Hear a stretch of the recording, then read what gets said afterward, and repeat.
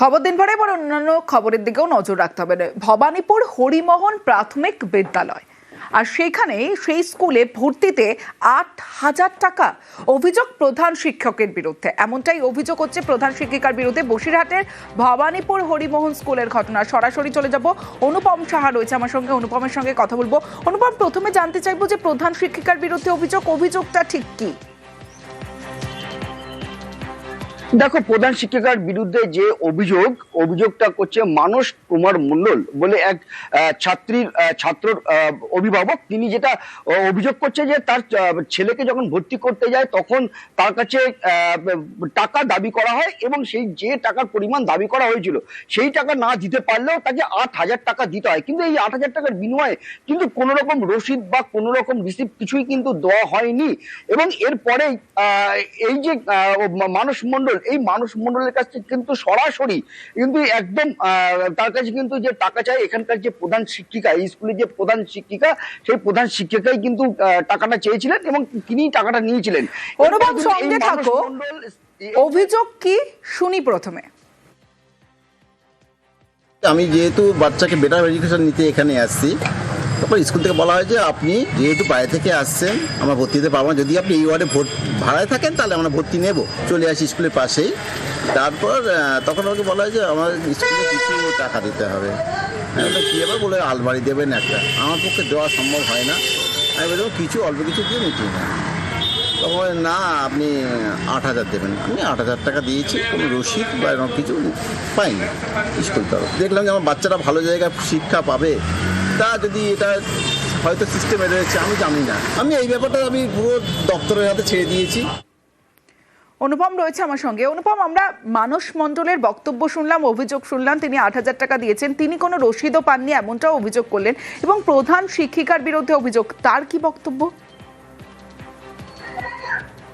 দেখো, এই বিষয়ে বক্তব্য, এই অভিযোগ পাওয়ার পর কিন্তু আমরা এই যে স্কুলের যে পরিচালন সমিতির যিনি সভাপতি ভাস্কর মিত্র, তার সঙ্গে আমরা যোগাযোগ করি। তিনি যেটা বলেছেন যে তিনি বিষয়টি জেনেছেন এবং তিনি একাধিক লোকের কাছে এই একই রকম অভিযোগ তিনি পেয়েছেন এবং সেই পাওয়ার পরে কিন্তু তিনি এসআই অফিসে কিন্তু একটা অভিযোগও দায়ের করেছেন যাতে পূর্ণাঙ্গ তদন্ত হয়। এবং এরপরে আমরা স্কুলে গিয়ে এই যে কাকলি রায় মণ্ডল, যিনি এই প্রধান শিক্ষিকা, তার সঙ্গে যখন আমরা কথা বলতে যাই, তিনি প্রশ্ন শুনেই তিনি প্রথমেই আমাদেরকে ক্যামেরা বন্ধ করতে বলেন এবং কোনো উত্তর দেব না, একদম পরিষ্কার জানিয়ে দেন তার কাছ থেকে কোনো রকম সদুত্তর পাওয়া যায়নি। একেবারে সঙ্গে থাকো, যখন আমাদের প্রতিনিধি কথা বলতে যান প্রধান শিক্ষিকার সঙ্গে, তখন তিনি কি রিয়াকশন দেখুন একবার।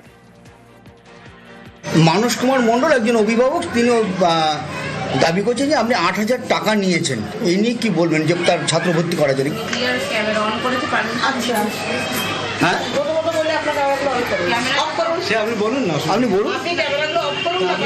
অভিযোগ এসে সব কপি আমাদের কাছে আছে। তিনি অভিযোগ করেছে এসআই অফিসে, সভাপতির কাছে অভিযোগ করেছে, সেসব কপি আমাদের কাছে আছে। তার বক্তব্য নিয়ে আসেনি। ঠিক আছে, সব ঠিক আছে, কিন্তু কথা তো আপনারা বলবেন যে আমরা এই আচ্ছা, এই নিয়ে আপনি কোনো রকম বক্তব্য দেবেন?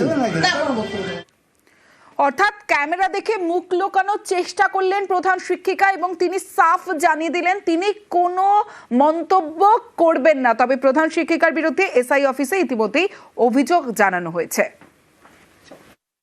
সম্পূর্ণ আমাকে অন্ধকারে রেখে প্রধান শিক্ষিকা কিভাবে এই ডোনেশন নিচ্ছে জানতে পারি এবং তৎক্ষণাৎ প্রশাসনিকভাবে আমি এসআইকেও জানাই, তীব্র বিরোধিতা করছি। এখানকার দিদিমণি আসলে কাউকে কিছু না জানিয়েই সম্পূর্ণ নিজের ক্ষমতা প্রয়োগ করে এগুলোকে করছে। এর বিরুদ্ধে ব্যবস্থা নেওয়ার জন্য ইমিডিয়েট আমরা অনুরোধ করছি। এসএসসির ইন্টারভিউর লিস্টে যোগ্য শিক্ষকের নাম রায়গঞ্জের নীতিশ রঞ্জন বর্মন অযোগ্য হয়েও ডাক পেয়েছেন ইন্টারভিউয়ে। এই অভিযোগে মামলা কলকাতা হাইকোর্টে।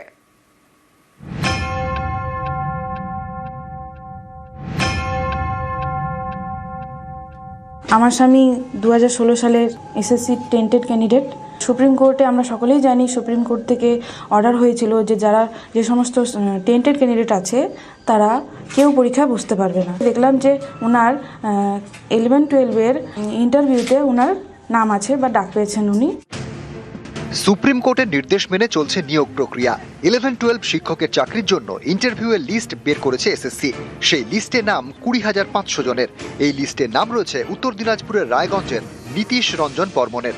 এই নীতিশ রঞ্জনের বিরুদ্ধে চাঞ্চল্যকর অভিযোগ তুলেছেন তাঁর স্ত্রী বিপাশা বর্মনের। প্রশ্ন, এসএসসির প্রকাশ করা অযোগ্যদের লিস্টে নাম ছিল নীতিশ রঞ্জনের, তাহলে কিভাবে 11-12 শিক্ষকের চাকরির পরীক্ষায় তিনি বসলেন, আর কিভাবেই বা তিনি ইন্টারভিউও ডাক পেয়ে গেলেন? আমার স্বামী 2016 সালের এসএসসি টেন্টেড ক্যান্ডিডেট।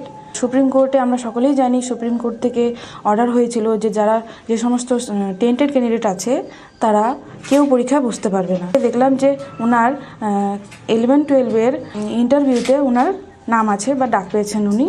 তো আমি এটা দেখে অবাক হচ্ছি যে ওনার মতন টেন্টেড ক্যান্ডিডেট যারা পরীক্ষা বসতে পারবে না তারা কী করে ইন্টারভিউ তার নাম আসে। যখন মামলাগুলো চলছিল সমস্ত এসএসসি 2016 সালের, তখন টেন্টেড লিস্টে ওনার নাম ছিল। ডিভোর্সটা স্যার আমার হাজব্যান্ডই আমাকে বিভিন্ন ফোর্স করেছেন। রায়গঞ্জের দেবীনগরের বাসিন্দা নীতিশ রঞ্জন বর্মন 2018 সালে এডুকেশনের শিক্ষক হিসেবে কালিয়াগঞ্জের একটি স্কুলে যোগ দেন। তাঁর স্ত্রী বিপাশা, দুজনের মধ্যে ডিভোর্সের মামলা চলছে।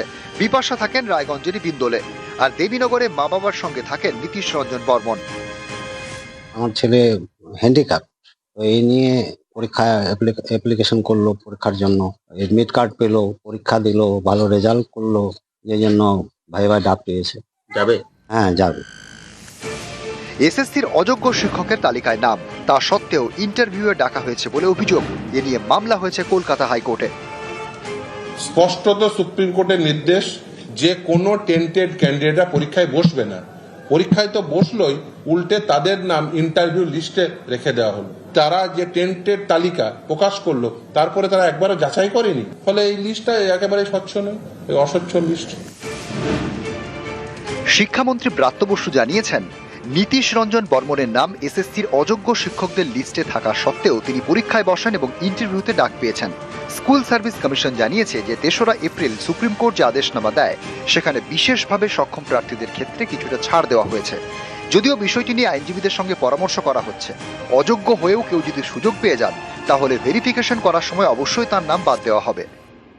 এখন অব্দি এসএসসির জ্ঞান মোতাবেক কোনো দাগি প্রার্থীর নাম তালিকায় ওঠেনি। ফিজিক্যালি হ্যান্ডিক্যাপড, সুপ্রিম কোর্টে একটা নির্দেশ ছিল বসতে পারে, এটা একজনের ক্ষেত্রেই হয়েছে। এসএসসি বলেই দিয়েছে যে তারা ভেরিফিকেশন করবে, সেই জন্য ডাকা হয়েছে। যদি দেখা যায় যে এক্সপিরিয়েন্সের যে ক্যাটেগরি আছে ম্যাচ করছে না, বাদ যাবে। আর ফিজিক্যালি হ্যান্ডিক্যাপড, সেটা লয়ারের সঙ্গে আমরা কথা বলেছি। অ্যাকচুয়ালি ফিজিক্যাল হ্যান্ডিক্যাপড বসতে পারে কি পারে না সেটা সুপ্রিম কোর্টের রায় খতিয়ে দেখা হচ্ছে। সেই মোতাবেক এসএসসির আইনজীবীরা জানাবেন, সেই মোতাবেক সিদ্ধান্ত হবে। ইন্টারভিউয়ের লিস্ট নিয়ে নানা অভিযোগ। কারো অভিযোগ নীতিশের মতো বেশ কয়েকজন অযোগ্যর নাম ইন্টারভিউয়ের লিস্টে রয়েছে। কারো অভিযোগ কম নম্বর পাওয়া সত্ত্বেও ইন্টারভিউ ডাকা হয়েছে। অনেকের আবার দাবি কাট অফ নাম্বার পাওয়া সত্ত্বেও তাদের লিস্টে নাম নেই। নিউজ 18 বাংলা। এসএসসির প্রকাশ করা ইন্টারভিউ যে লিস্ট তা নিয়ে বিতর্ক রয়েছে, বিক্ষোভ রয়েছে এবং তারই মধ্যে ভেরিফিকেশন চলছে। নথি যাচাইয়ে চাকরি প্রার্থীরা যে লম্বা লাইন আপনারা দেখতে পাচ্ছেন, শিক্ষক নিয়োগে নথি যাচাই, একাদশ দ্বাদশে শিক্ষক নিয়োগে নথি যাচাই চলবে 4 ডিসেম্বর পর্যন্ত। আর প্রতিদিন 1000-1500 প্রার্থীকে ডাক দেওয়া হবে। আমার সঙ্গে সান্নিক রয়েছে। সান্নিক, এসএসসি একদিকে যেমন সতর্ক, নথি যাচাই চলছে এবং ইন্টারভিউর আরো এক ধাপ এগোলো। একেবারে নিয়োগের যে প্রক্রিয়া, সেই নিয়োগ প্রক্রিয়া যাতে পুরোপুরিভাবে স্বচ্ছভাবে সম্পন্ন হয় তার জন্যই এই নিয়োগ প্রক্রিয়ার পরবর্তী ধাপ অর্থাৎ নথি যাচাই আজ থেকে শুরু হলো। আজ থেকে 4 ডিসেম্বর পর্যন্ত এই নথি যাচাইয়ের পর্ব চলবে। অর্থাৎ যারা ইন্টারভিউর জন্য ডাক পেয়েছেন তারা যা যা ডকুমেন্ট তাদের প্রয়োজন, যেগুলো তারা ডিটেল তারা আপলোড করেছিলেন কিংবা রয়েছে বলে দাবি করেছিলেন, সেই ডিটেলগুলো একেবারে ফিজিক্যাল ভেরিফিকেশন নথি সহ সেইটা আজ থেকে শুরু হলো। আজকে মূলত যারা বাংলা বিষয়ের জন্য অ্যাপ্লাই করেছিলেন সেই রকম 700-র কিছু বেশি চাকরি প্রার্থীর তাদের আজকে নথি যাচাইয়ের পর্ব হলো। এর পরের দিনগুলোতে প্রত্যেক দিন গড়ে প্রায় 1000 থেকে 1500-এর কাছাকাছি চাকরি প্রার্থীর নথি যাচাইয়ের পর্ব হওয়ার কথা, যার জন্য প্রায় এই গোটা প্রক্রিয়াটাকে যাতে সহজভাবে করা যায় তার জন্য 15টির কাছে টেবিল একেবারে এসএসসি অফিসের ভেতর তৈরি রাখা হয়েছে।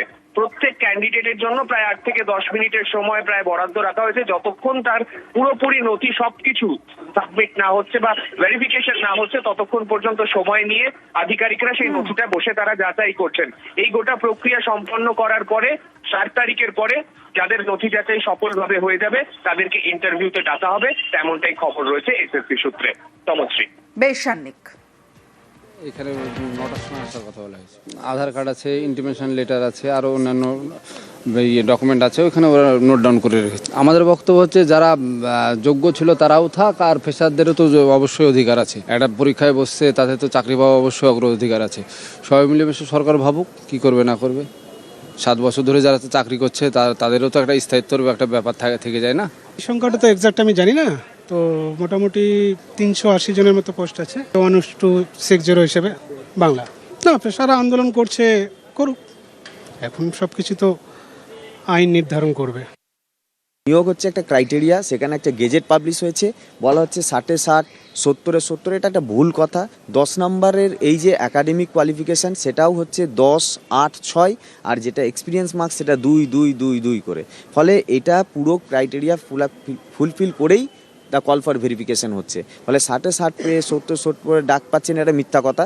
টোটাল ইন সার্ভিস চাকরিহারা শিক্ষক আছে 13,000 মতো, সিট আছে 32,000, তাহলে বাকিগুলো কারা পাবে? হাইকোর্টে স্টে দিতে পারে না, কারণ সুপ্রিম কোর্টে কেস পেন্ডিং আছে, সুপ্রিম কোর্টের তত্ত্বাবধানে পরীক্ষা হচ্ছে। আমাদের প্রচুর শিক্ষক শিক্ষিকা ডাক পায়নি এখনও, আমরা খুব চিন্তিত তাদের সকলের জন্য। ওদের জায়গাটা থেকে ওরাও হয়তো এত বছর পরে প্রতি বছর পরীক্ষাটা হচ্ছে না, এটা একটা ব্যাপার। এবার আমাদের জায়গাতে আমরাও এটা ভাই বঞ্চিত হয়েছে, আমাদেরটা তো জাস্টিফাই নয়। একটা 7 বছর 6 বছর কারো চাকরি করছে, তারপরে সেই সরকারি চাকরি চলে যাওয়াটা কোনোভাবেই ঠিক নয়। আমাদের অ্যাডমিট কার্ড যেগুলো ডকুমেন্টস চেয়েছে, অ্যাডমিট কার্ড, কাস্ট সার্টিফিকেট, তাহলে কাস্ট সার্টিফিকেট আর MA সার্টিফিকেট যেগুলো আছে, এবং রেজাল্ট আছে, BEd সমস্ত ডকুমেন্টস, এগুলো যে খুব সুন্দর ব্যবস্থা করে করা হচ্ছে। আমার এই স্কুল থেকে লিখে আনা হচ্ছে, আমার এমপ্লয় স্ট্যাটাস আছে যেগুলো ওয়েস্ট বেঙ্গল সরকারের আন্ডারে, আমাদের স্কুল পোর্টাল খুললে ওটা পাওয়া যায়, সমস্তটাই পে স্লিপ সমস্তটা দেখেছে।